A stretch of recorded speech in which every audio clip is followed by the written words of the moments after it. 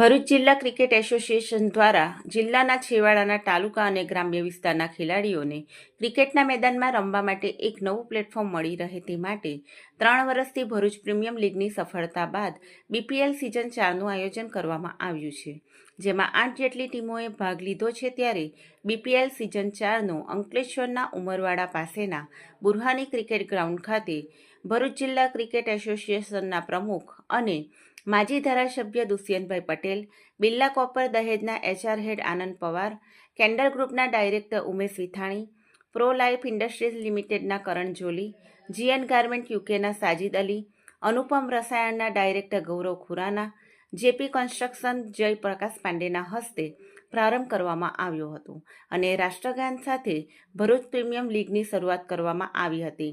આ ટુર્નામેન્ટના પ્રારંભિક match Gujarat Lions અને M211 વચ્ચે યોજાઈ હતી.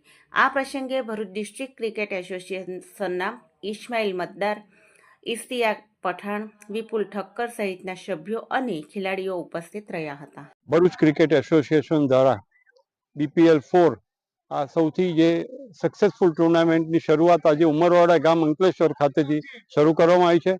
8 ફ્રેન્ચાઇઝી અને 8 ફ્રેન્ચાઇઝીના લગભગ 140-44 જેટલા પ્લેયર્સ આની અંદર ભાગ લઈ રહ્યા છે.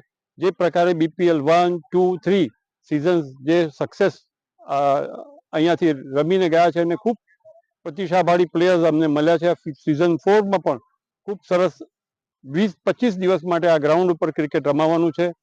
લગભગ ભરૂચના ખૂણે ખૂણે ગામથી એમ કહી શકાય કે જંબુસરના ખૂણાથી આ બાજુ નેત્રંગમાંથી પણ પ્લેયર્સ ઓનલાઈન રજીસ્ટ્રેશન કર્યા અને સિલેક્ટ થયા છે. તો આ એક ઉત્તમ પ્લેટફોર્મ છે યંગ પ્લેયર્સ માટે કે અહીંયા આવીને એમને રમવા મળે છે, એમને પરફોર્મ કરવા મળે છે.